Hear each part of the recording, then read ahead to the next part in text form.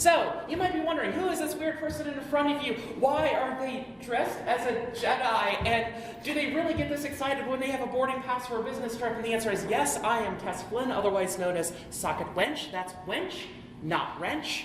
I'm a module maintainer, blogger, and educator, and a DevOps engineer at 10.7. 10.7 is a full-service Drupal web agency. We create for and create Drupal-powered websites. We're based out of Minneapolis, Minnesota, mostly. We are a distributed company, and we actually will go where you are. And if you are interested in working for us, let us know. We will be interested to work with you. We provide a number of different services: site hosting and migration, Drupal 8 upgrades, site audits, process consultancy, and lots more. Give us a hi at the wonderful humans at 10.7.com. So, as you might guess from the title of this presentation, this is part of a trilogy.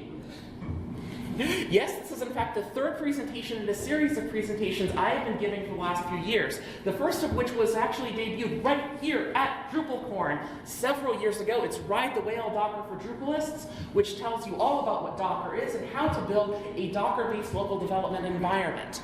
Also, there's Avoid Deep Herding, Deployments Beyond Git, which will tell you all about how to create an open source continuous integration system using Ansible and GitLab.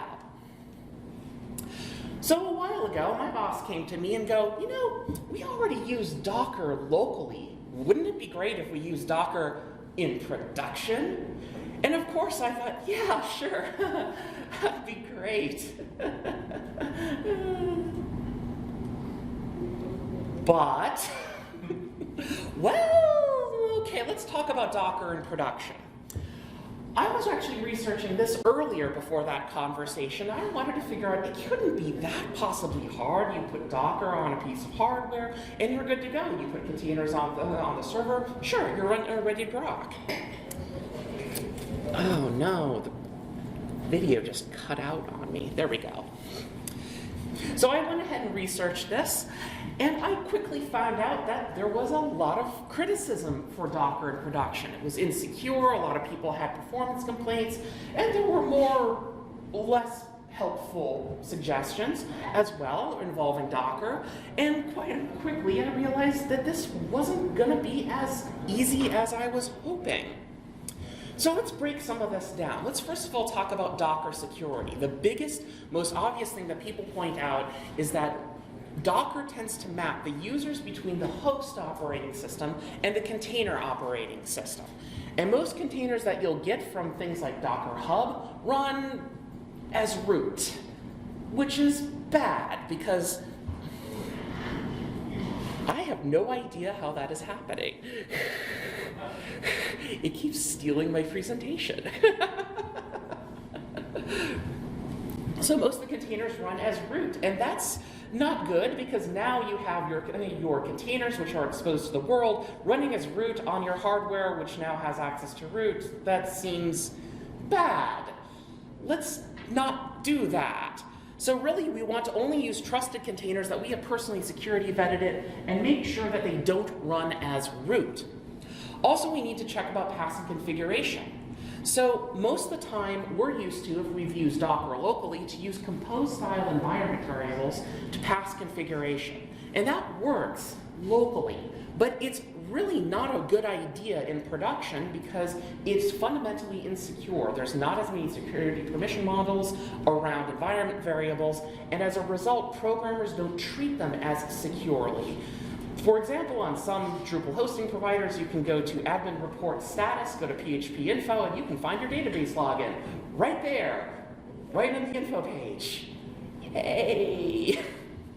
So instead, we should use secrets or ConfigMaps within Docker because those are going to be secure, reusable configurations that are going to follow best practice management styles. Okay, sure, so we now have our containers not running as root, and we can use secrets instead of environment variables. Sure, okay. So now we just have to put all of this stuff on a Docker host and put that out into the world and wait a minute.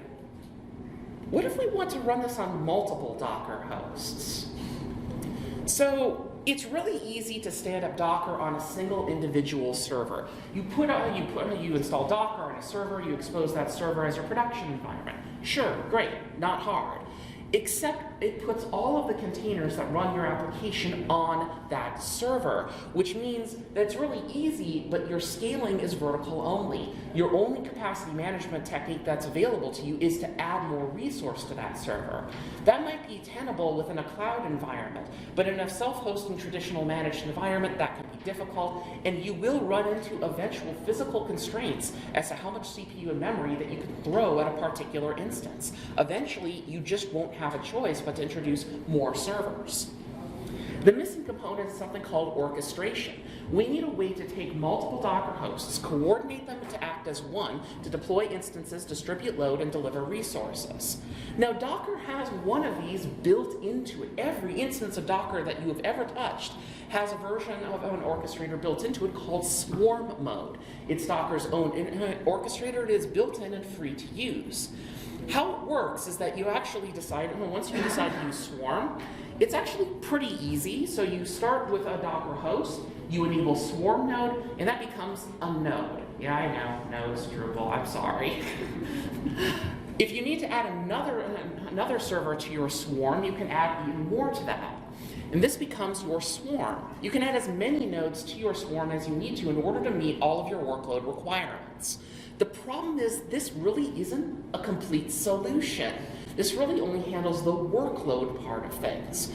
You still need to have an external load balancer to connect it to the intranet. You still need to deal with persistent storage. Swarm doesn't handle this for you. It assumes that you know how to set that up yourself.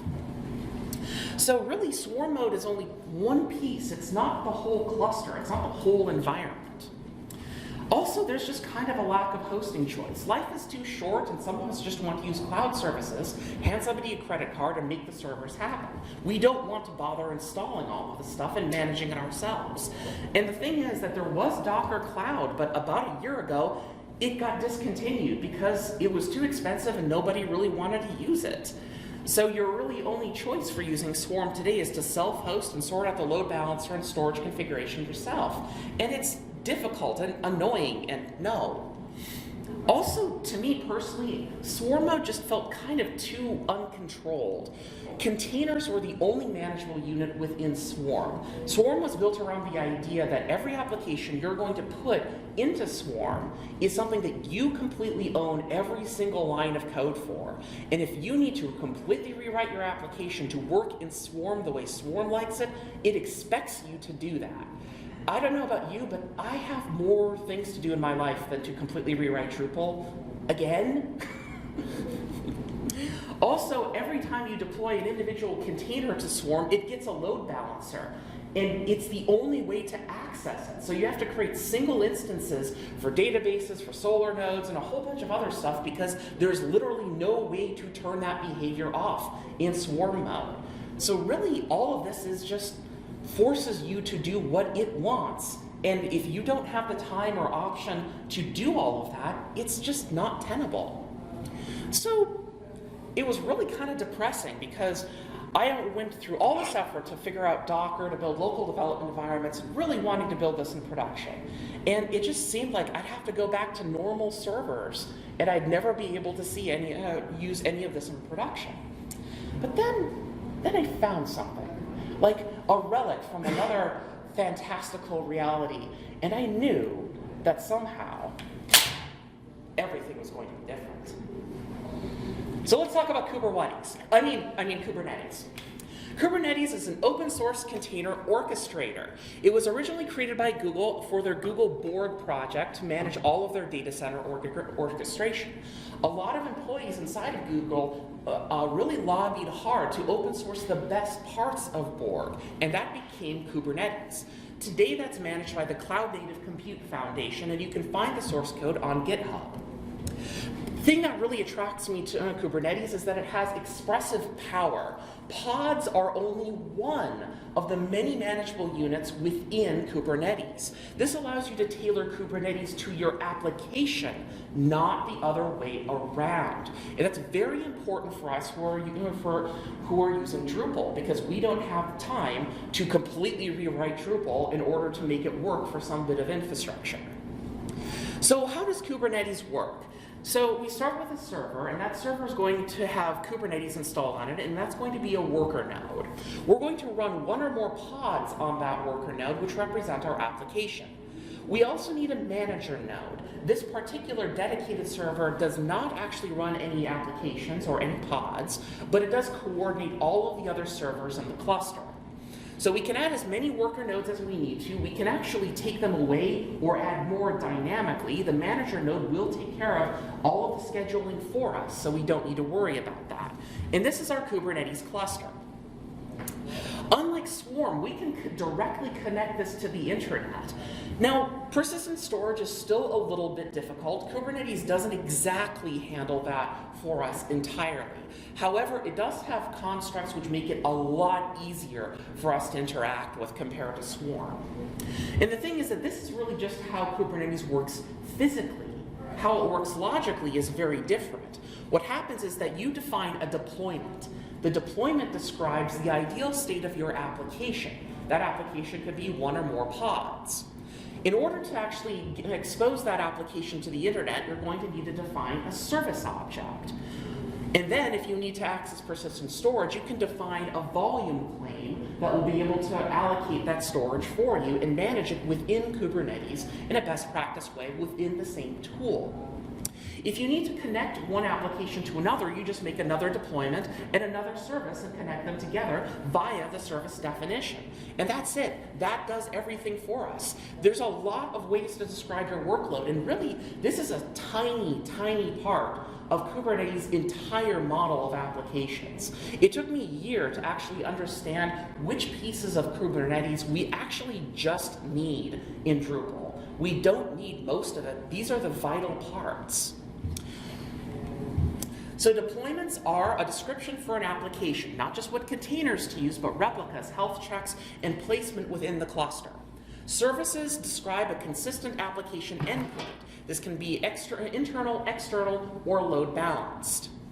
Also, there are persistent volume claims, or just volume claims. Sometimes they're called PVCs, not a pipe. There are requests for persistent storage, how much, from where, and how shareable it is. Now, the next thing that was really, really amazing about Kubernetes to me is how you deploy objects. Everything is written in declarative YAML. Instead of saying do this, do this, do this, declarative means this is. And I don't care how you get to this is, just make it happen. So declarative is the just make it happen for infrastructure. Declarative YAML is pushed to the manager node, and then the manager node resolves the state of reality of the cluster to make what you request actually happen. So you don't need to worry about the details. Also, that YAML can be patched, differenced, even replaced the way that you would with Git. It's really, really powerful. When I saw this, I thought, there wasn't this much, I never imagined this much DevOps of the entire galaxy in one whole tool. Although Flynn thought that reference was a little cheesy. So, this is all great, but yeah. Where do we actually use this stuff? So let's get into our speeder and let's go to KubeStation. We can always self-host because Kubernetes is actually open source. We can do this internal on existing hardware, which may be the only option if you're a school, government organization, hospital, someone with HIPAA or other legal requirement that requires on-premises data storage. That might be your only choice. You could also contact a third-party VPS service, allocate servers via a VPS like you normally would for traditional managed hosting, but then in turn configure that as a Kubernetes cluster. There's less lock-in with this because there's no reliance on special APIs. One Kubernetes is pretty much the same as another Kubernetes, as another. They're all the same open source product.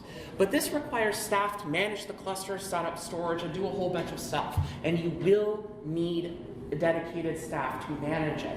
You don't want to just turn this over to developers and have it happen, because Kubernetes does not install with a secure by default configuration. So you do need to actually configure that yourself to be secure. And the storage is still a bit tricky. You could use a traditionally managed NFS cluster or SAN, and if you already have one on premises, go for it, knock yourself out, that works still. But you could also use something more K8's native, such as Ceph, Rook, or Heketi, which are a lot more cloud scale storage mediums. So when I set this up myself once, I found out that this was a lot of resource. I was paying for 3 worker nodes plus 1 manager node, and it just turned out to be a lot of money, and I'm a colossal cheapskate. So I didn't want to pay $40 a month in order to do this. And I really wanted some way of reducing my costs or reducing all of my investment in this. Plus, I didn't want to manage the security configuration of the operating system updates. There's got to be an easier way. And there is. There's managed Kubernetes. This is like a virtual private server, but for Kubernetes workloads. This has exploded in the last couple years. There used to be no managed hosting providers for Kubernetes, and now there are at least several of them. And typically you only pay for the worker nodes, you don't pay for the manager node. That's handled by another API system that they manage internally. Also, the storage configuration is baked in.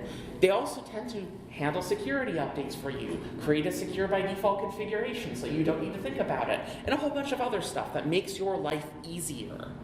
There's a number of different providers you can go to: Amazon, Azure, DigitalOcean, Google Kubernetes Engine, and a whole bunch of others. There's a whole page on this on kubernetes.io that you can look up.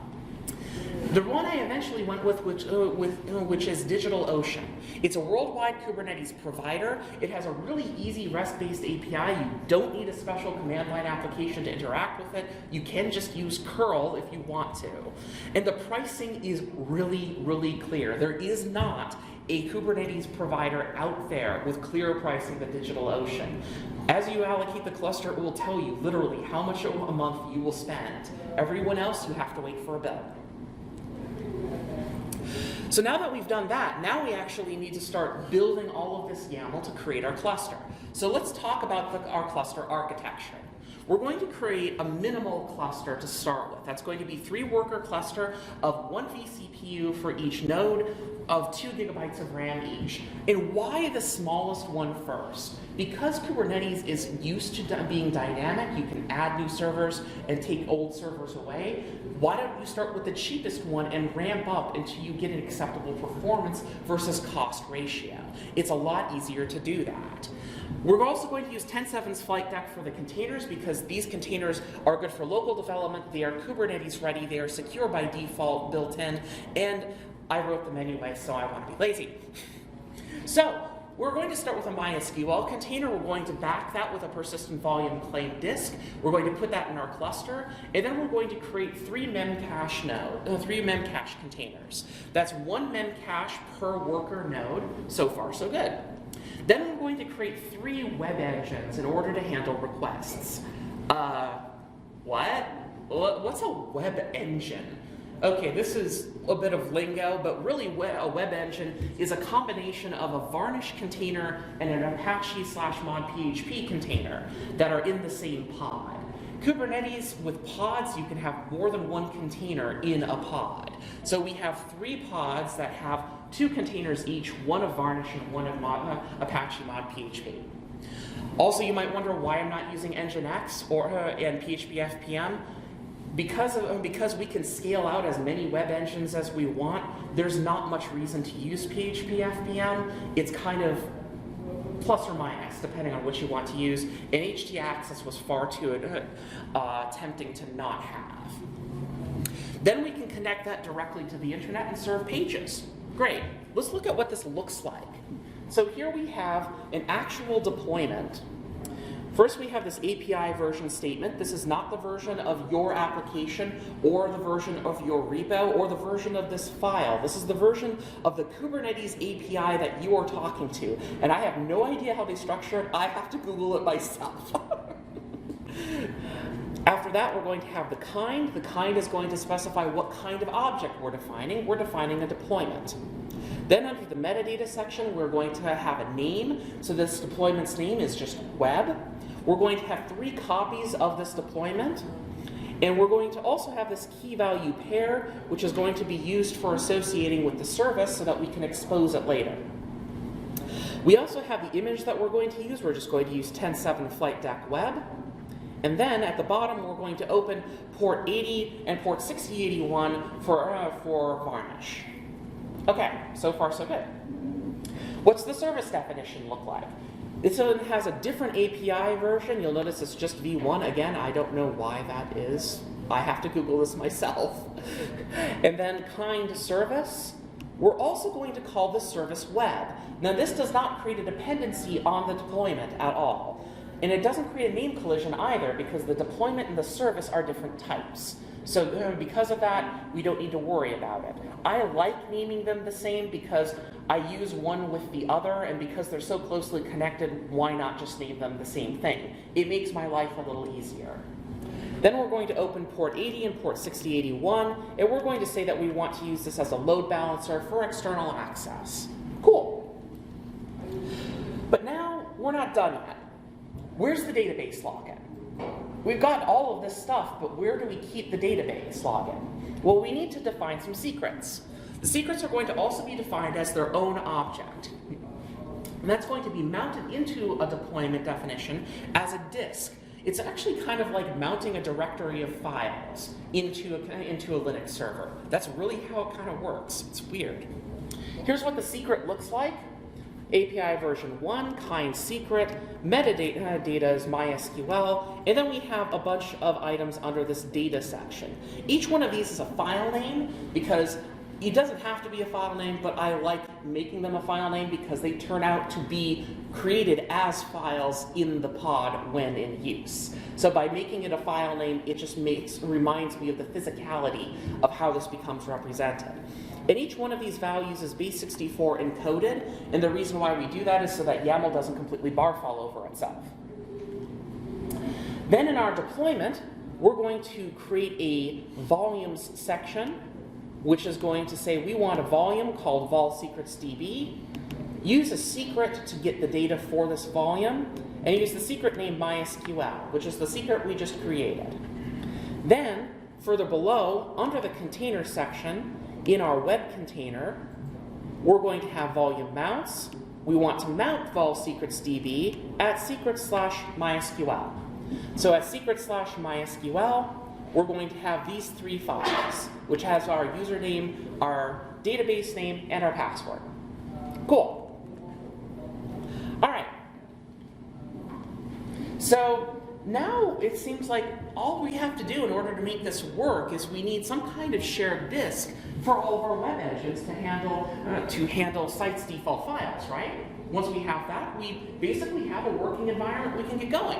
So we'll just allocate another persistent volume, claim it, and what? So here's a problem. Kubernetes kind of kicks us in the butt here, and it's actually a bit of a story by itself.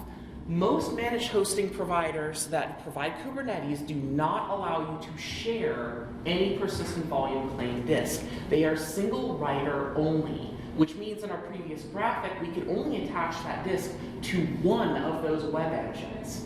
We could attach 2 more that are 2 different ones to the other 2 copies, but now we have 3 different files directories, and we have to figure out some way of syncing them. That's no good. We don't want to do that. So we really can't use this for multiple web pods because it's just a mess. The way that we worked around that at 10.7 is that we decided not to use a file system at all. We actually decided to use a fly system or S3FS, depending on if it's Drupal 8 or if it's a Drupal 7 site, and then back that with an S3 compatible object store. This does not have to be Amazon S3. It can be DigitalOcean Spaces or your own Ceph cluster that you maintain internally. Anything that's an S3 compatible object system can actually act as the storage. Now, why do this? The reason why we do this is because in Drupal, most of the files that we upload to a Drupal site are considered static files from a cloud architect perspective. Now, what in the heck is a static file? What would be a dynamic file? And what is block storage? This is something that I learned while I was figuring all of this out, is that when we actually set up hosting, we've been kind of spoiled. We're used to, you allocate a server, that server has a disk attached to it because it has to get, the operating system from somewhere, and then we just put the files on that disk, and that disk is persistent and will come back every time we reboot the system. So we don't need to worry about that. And we could use that same disk for the database, as well as the Drupal code, as well as the file system.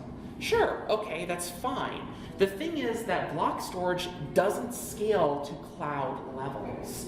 It actually has a massive performance drop-off the more you try to share it between multiple systems. And as a result, it becomes very expensive for managed hosting providers to allow you to share block storage. And honestly, all of our files aren't really that complicated. Complex data from a cloud architect's perspective is the closest example I found was the files that make up a MySQL database. Now, your Excel document might be very complicated, but it doesn't change as much as a database does. So most of our files are static, so we don't need block storage for them. Instead, we can use an object store, and object stores are multi-writer by default because they treat the file system as an API rather than a disk. That's why we do it. All right, so far so good, but what else do we need? Okay, so here's another problem that we have. We don't really want to have load balancing from MySQL or Memcache, and here's the reason why. For Memcache, the Drupal Memcache module internally load balances Memcache. So why are we duplicating the effort? Let's have Drupal do that for us instead. With MySQL, load balancing MySQL can go very scary places very quickly, and we really just want some kind of predictable host name in order to directly connect Drupal to that instance. So we don't need to worry about that. Now the problem is that we really can't do that with a deployment because deployments always come up with a non-deterministic host name. Fortunately for us, Kubernetes has a special kind of deployment called a stateful set. A stateful set actually is just a deployment that has slightly different behavior rules, and one of those rules is that the host names are all assigned deterministically. Here's what a stateful set definition looks like. Yes, it has another API version, I don't know why. Kind stateful set, we're going to call this one Memcache. It does have one difference, it has a service name field which matches the service name that you're going to create for this. 3 replicas, we're going to pull the Memcache container off of Docker Hub, and then we'll expose the default Memcache port. Cool. Then we need our service definition. Even though we're going to access the host names directly, we do need a service definition to make Kubernetes happy that it knows that this is a publicly accessible service within the cluster. So we have another kind service, also called Memcache. We're going to open that port. This selector must match what's in the stateful set name. And then we have this weird line called cluster IP none. And this turns off Kubernetes load balancing so that we can access those host names directly. So mini-me, is there anything left for us to do? So we need HTTPS as well. So one problem is that typically we don't want to put 3 copies of 3 different certificates on 3 different servers because each one of these pods, from its perspective, is its own server. And we don't want to re-provision a certificate every time that we swap out a few web engines for new updated copies. And that's going to be a pain in the butt. What we'd rather do is we'd rather get the traffic coming into the cluster, terminate HTTPS, and then use unencrypted traffic to get to the rest of the cluster inside the cluster's own firewall. So we need some way to terminate HTTPS so that we don't need to worry about handling certificates at more than just one place. And we do that using an Ingress. An Ingress is a special Kubernetes-managed edge load balancer. It maps domain names to Kubernetes services so that you can actually share that between multiple sites on the same cluster. Also, multiple paths within each site can be mapped to different pods. It's really powerful. Also, it can terminate SSL, which is really, really handy for us. This is what the Ingress definition looks like. Now, this definition doesn't create all of the Ingress configurations. Google JKE actually creates all of the Ingress infrastructure for you behind the scenes. DigitalOcean does not. DigitalOcean requires you to create the Ingress controller somewhere else, but I'll show you how an easy way to work on that later. So this definition just deals with the routing rules. So we're going to just call this Ingress rule my cluster Ingress. We want to make sure that rewrites still work. We want to enable cores. We want to make sure that people can upload more than 2 megabytes for a particular file. And then the rest of it's all down here. So we want to enable TLS for example.com. The certificate's going to be stored in a secret which we create, which we just called Ingress. It could be any name, but we called it Ingress here. And then we have our routing rules. And our routing rules are going to be for example.com on / the root path. This is actually wildcarded by default. So it's going to be /* effectively. Then go to this service name, the web service, on port 6081. Now, a really nifty thing about Kubernetes is that once you create this Ingress definition, let's say that Varnish seems to be working weirdly for you. Easy. Just go into your Ingress definition, change that to port 80, you've bypassed Varnish. That's it. You don't need to do anything else. So that TLS secret is going to contain the combined certificate chain. That's going to be all of the certificates and intermediate certificates necessary for your cert to work, as well as the private key. It needs both of them. We create them in a secret, which looks like this. This one's just going to be our Ingress secret. Don't worry about the type. Then there's 2 fields in it, tls.cert, which is going to be the base64 encoded certificate chain, tls.key, which is the base64 encoded private key. And that's that. What about multi-tenancy? Ingress lets us handle multiple sites. What if we want to handle multiple different websites on our system with different sets of memcache, different sets of web engines? Can we do that? And the answer is yes. There is actually a really easy way of doing this. What we do is we actually use another feature of Kubernetes called namespaces. Namespaces allow us to subdivide up the cluster into different named areas that all share the same underlying resources. So what I usually do is make one namespace per one site. So example.com has its own namespace. Another site.com has its own namespace. And the reason why I do this is that all of my deployment names, all of my service names, all of my stateful set names can now have the same thing, and I just need to change the namespace that I'm currently working in. And that makes things a lot easier for people to pick up because you're not looking for deployment web-example.com, you're just looking for deployment web in namespace example.com.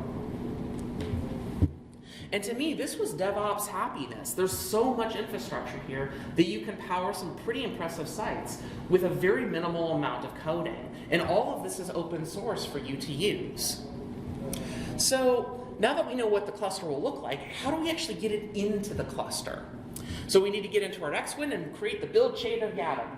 So to deploy YAML within Kubernetes, we're going to use the kubectl command. Now, there's a number of different ways that we could create objects with kubectl. I tend to just use files for everything because once it's a file, I can edit it. It's the same format if I need to hot edit that file, and I can put it in a Git repo. So why would I want to do anything else?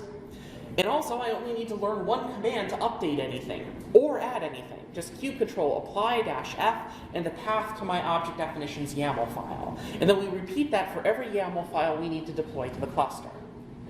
Now, when we're using namespaces, we also have to use the -- namespace parameter on kubectl to specify which namespace we're deploying the objects into. If namespace is too much to type in, you can just use -n. Also, the namespace has to exist first. That was a link to tell you how to create a namespace. All right, we could actually take all of these different YAML files that make up our cluster and combine them into one giant YAML file using YAML multidoc. But honestly, that's really not going to help us. The real problem is that we have people in our pipeline. We need to remove people from the humdrum work of applying all of this, because human beings can be inconsistent, can be tired, can be fried, can make mistakes. And you don't want to do a critical deployment and then miss one file and then have no idea what happened. So what we're going to do instead is we want repeatable clusters. Because typically with all of our clients, for all of our different hosting, they only tend to differ in the sizes of resources that they need, logins that they're going to use, and some features, such as Memcache versus Redis, or other things. So honestly, we want to reduce the amount of work that a lot of people need to do in order to stand this stuff up. So instead, let's put some automation around this. We'll use Ansible variables and the Kubernetes module in Ansible to deploy YAML. How this looks like when it's created is that your DevOps engineer can actually just write a bunch of group variables for their environment, push that to a Git repo, GitLab CI picks up that push, will read the playbook that's in the repo, and then we'll give that over to Ansible. Ansible will then contact the DigitalOcean API to stand up the cluster, and then deploy all of the YAML files to the cluster using kube control. So this does it all for us automatically, so it's consistent every individual time. We need to authenticate this entire process. So with DigitalOcean, we need to create a personal access token, and then we need to pass that access token to DigitalOcean's API as an HTTP header. That seems like a lot of work, and you could do it manually, but I've done it all for you already. You could use the 10.7.DigitalOcean Ansible role on Ansible Galaxy, which will stand up the physical servers necessary to work on the cluster. And I've worked really hard on the GitHub page for this role in order to document it as much as I possibly can.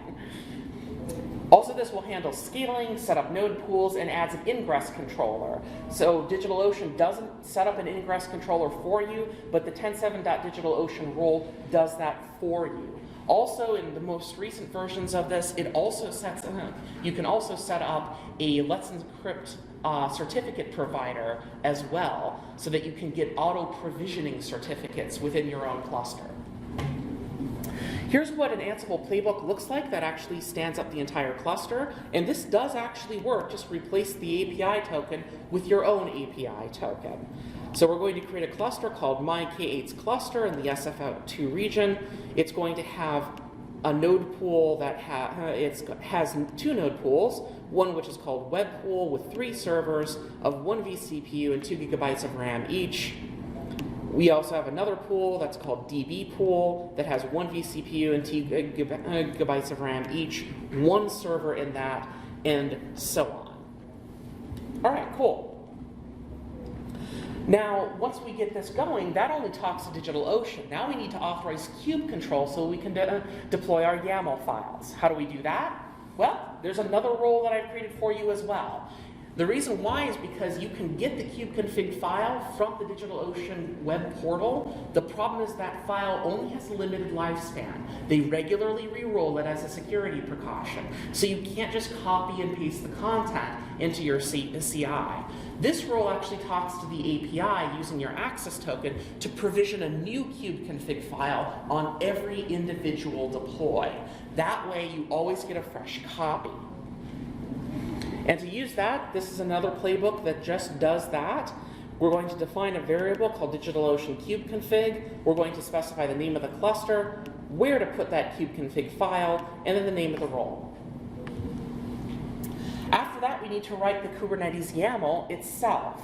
Now, you could also do this yourself, but I've done a lot of this work for this particular infrastructure for you as well. The 10.7.FlightDeck cluster role will provision an entire Drupal environment within Kubernetes for you using FlightDeck containers. And all of these containers already have been security vetted and already ready for Kubernetes. So this creates your secrets, your deployments, your services, your databases, your Solar configurations, your Let's Encrypt security provider, and a whole bunch of other stuff. It does a lot for us, and this is the role that we use to provision all of our infrastructure. Also, you can find examples on GitHub because it's way too much code for me to go through already, and you're already bored, and it's getting close to lunch. So, you can go onto github.com/10.7/Ansible role flight deck cluster to actually see all of that, and I have tried very hard to write documentation for that as well. All right, so now that we have all of this infrastructure, we can look over our former hosting providers, which have cost us so many money, and we can say, "You failed, Lord Hostedness, for I am a DevOps like my mentor before me." I should probably get a site on the cluster now, shouldn't I? Yeah, let's do that. Okay. We're all clear, Kate. Let's deploy this thing and go home. So, we could always update in place. Updating in place is a normal update method that we're used to when we're deploying code. How that works is that we've done this for shared hosting, VPSs, and tons of things. What happens is we don't change the infrastructure, we just overwrite the files that make up the site. Once that's done, the new site has been deployed. We can do this with SFTP, Git deploy, and some CI systems even use the updating in place strategy. It works, but there's a problem. On Kubernetes, we need to do this to each replica. So we don't have to do this once. We have to do this to every copy of the web engine that we've deployed. And that's going to be a lot of additional work that's going to be really, really messy. Or we'll have to use NFS to host code, and then the performance drops to the floor. So honestly, that's just not how the case works. That's not what we want to do here. The more I thought about it, the more I realized that the site is the application. It should be the container. Why are we trying to deploy code to the containers? We should just build the site into a container and then redeploy the containers themselves. And that's actually what we ended up doing at 10.7. So first, what happens now at our infrastructure today, a developer is going to push a commit to a Git repo. GitLab CI picks up that push, and it's going to hand that over to Ansible. Ansible is going to build the entire Drupal site right there for it in a completely new version using that new code. And then it takes that site and creates a new Docker image that contains all of that site's code for that version. Then that image is going to be pushed to a private Docker registry for access later. Then the CI is going to talk to kube control to deploy out any changes to the deployments, and also critically change what the container name is to say, this container now has a new version, please use this version instead. Then Kubernetes is going to go, okay, there's a new container, I need to go to that registry and pull that container and then deploy that out to the cluster. And this is a very effective mechanism for building, running sites on Kubernetes, because every time that you build a new version of your site, you have that container's image. If you need to troubleshoot it, pull the image from the registry. If you need to deploy a new one, you run the entire pipeline over again and need new images. That's it. You don't need to work with some kind of container that's malfunctioning. Just replace it. The thing that makes all of this work is the private registry. It stores built site-specific images, and you need a Kubernetes authentication token passed in secrets in order for Kubernetes to actually access the registry. You can look at this tutorial on docs.docker.com on how to actually set up your own private registry and how to connect that to Kubernetes. So here we have our deployment definition, and we've modified it slightly. Now we have this image pull secrets, which refers to a new secret, which it has my registry key in it, and this is going to contain the necessary credentials for Kubernetes to talk to our private registry. Also, we've changed the web container's image name. You'll notice now it's going to be the address of my registry on whatever the port of my registry is, and then it's going to be a site-specific image with a version number. At 10.7, we actually don't use a version number. We use the git short commit ID because it was far more consistent than having human beings come up with this tag instead. And it's essential that that changes every time, because if there's no difference between the previous container version and the new one, if the name and the tag is exactly the same, Kubernetes will not deploy it. So this part here way at the end has to constantly change to kick off a new deploy. There's a way around that, but it's really hacky and complicated, and don't do it. So when we deploy one of these out, what Kubernetes' default behavior is to delete all of the containers for the changed image and then make new ones. That sounds bad. It sounds like downtime. We don't want downtime, so how can we minimize that? We can do a rolling update. What a rolling update does is it instructs Kubernetes only shut down this many replicas of this container that we're updating. Create this many new additional containers during our update, and then replace the rest of them sequentially so that we minimize the amount of total downed containers that we have. This means that there's always at least one running ready container to serve requests. It could be an old container or it could be a new one. And it will make sure that requests still continue to be served even while you're performing an update. Flight Deck Cluster does this out of the box by default so that you don't have to do that, but here is how that gets configured. In our deployment definition for our web container, we're going to add a new strategy section which says perform a rolling update. During that rolling update, you can actually add one more replica to the deployment. You can only shut down one container at a time. And then we have to wait 5 seconds in order for, after that container is ready before performing the next container update. This minimizes downtime, and all of this is tunable depending on your scaling levels. If you're interested in getting further reading about this, you can go to kubernetesbyexample.com. It's a little bit more broad than what we've covered here today, but it does cover everything in a very terse, very direct, no BS format, and I highly recommend that you read that. There's also the interactive tutorial on kubernetes.io, which will allow you to provision an entire Kubernetes cluster and work with kubectl within your browser window. Also, 10.7 has its own hosting Drupal on Kubernetes class. It was held yesterday, but we did record it, and that's actually all the materials for that are open source and online for you to use. You can just go to that link and find it for you. I'd like to take a moment to have some special thanks here for DrupalCorn for having me today, for 10.7 for sponsoring my time here, for my wonderful patrons on patreon.com/socketwench, which helped me with my tutorial writing and my other creative efforts. And what is it, Mini-Me? You had to get in one more movie reference, didn't you? Yes, there is another. Slide, because who likes free stuff? I like free stuff. How about some free credit on DigitalOcean.com? Go to 10.7.com/DigitalOcean to get your free credit today. Thank you. You can find this presentation on GitHub.io.